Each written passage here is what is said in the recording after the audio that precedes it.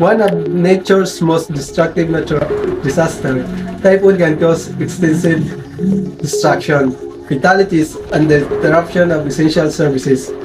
However, there's a hope despite this threat. Being ready is our best line of protection. Having a well-thought-out strategy in place can greatly lessen the impact of a typhoon.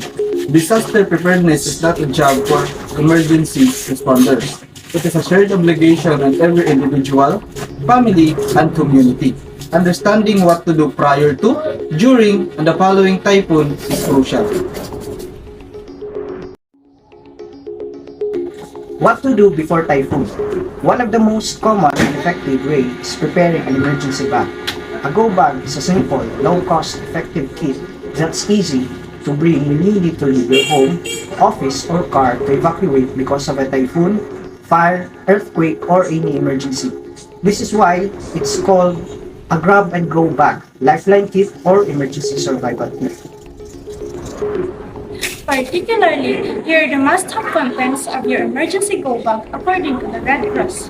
Number 1, ready-to-eat food such as canned goods and chocolate bars. Number 2, bottled water up to 1 gallon per person. Face mask, alcohol, extra clothes, ranger and blankets, cell phones, and power banks. Battery-operated radio, flashlight, whistle, first aid kit for injuries and maintenance medicines, important documents, extra cash in case ATMs become offline. And in terms of during typhoon, here are 10 things to remember during typhoon. To ensure your family's safety and survival during typhoon, here are the things to do and not to do. Make sure to include the safety tips in your emergency preparedness checklist. Stay at home or in a safe place if you really have to leave. Avoid areas that are prone to flooding or landslide. Watch out also for flying objects and debris. Cancel all travel and outdoor activities. Practice safe driving during a typhoon if you really have to go somewhere. Wear dry and warm clothes. Keep yourself updated on the latest weather news. Don't wade through the flood to avoid leptospirosis and other waterborne disease as well as electrocution. Keep children from playing in the rain or swimming in the flood. If you run out of potable water, make your available water supply safe for drinking by boiling it for 3 to 20 minutes.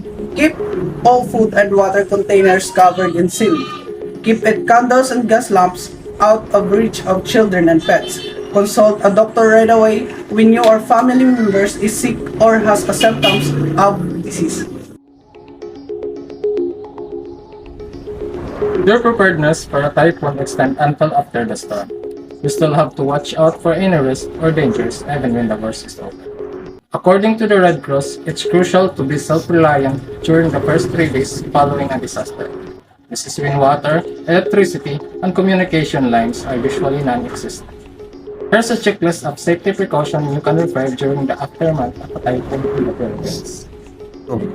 Leave the evacuation area only when the authorities declare that it's safe to return home.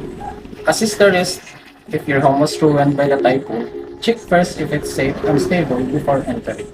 Report any damaged electric posts and cables to the authorities. Watch out for live wires or outlets submerged in water. Also, don't plug in unused appliances or other electrical devices that have been flooded. Remove water in containers, cans, tires, and posts to keep mosquitoes from breeding. Inspect your vehicle for any damage caused by flooding. Keep monitoring the news for any new typhoon in the Philippines. Those are the tips on how to survive a typhoon in the Philippines. So take a more proactive approach to keep your loved ones safe. Learn what to do before, during, and after to reduce its impact on life and property.